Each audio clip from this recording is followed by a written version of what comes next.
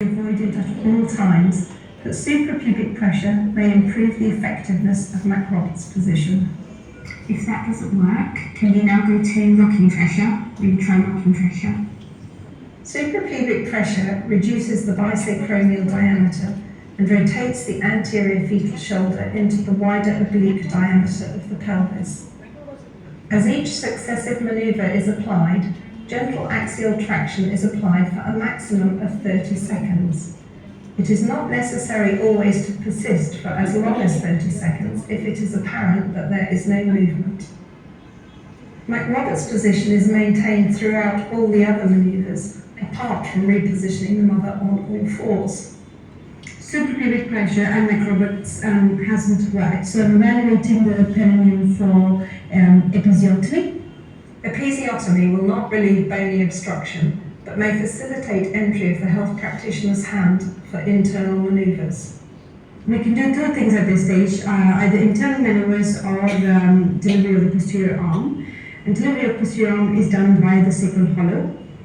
This is usually easier when the baby's arms is flexed towards the chest.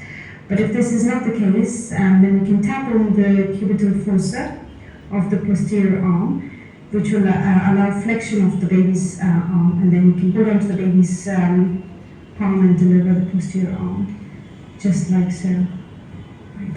And then usually the rest of the baby will follow after that. Delivery of the posterior arm is occasionally associated with a fracture of the humerus, but recovery is usually straightforward. If delivery of the posterior arm is unsuccessful, internal rotational procedures may be attempted.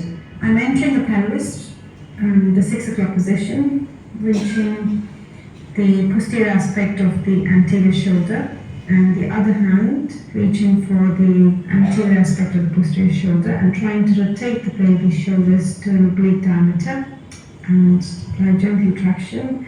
If that doesn't work, then the other way around, reaching for the anterior aspect of the anterior shoulder and the posterior aspect of the posterior shoulder, trying to rotate it to the opposite oblique diameter and a bit of traction. If that doesn't work, then back to the posterior aspect of the anterior shoulder and anterior aspect of the posterior shoulder and rotate the baby all the way around 180 degrees and try and deliver the baby in the opposite oblique diameter. There is no evidence as to whether it is better to attempt delivery of the posterior arm or to perform internal rotational procedures first. If you're on your own or the other maneuvers haven't been successful, you can try the all-fours position. Placing the mother in the all-fours position may result in release of the impacted shoulder.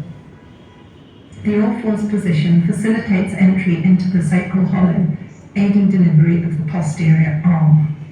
By remaining calm and applying a systematic approach using the techniques described in this film,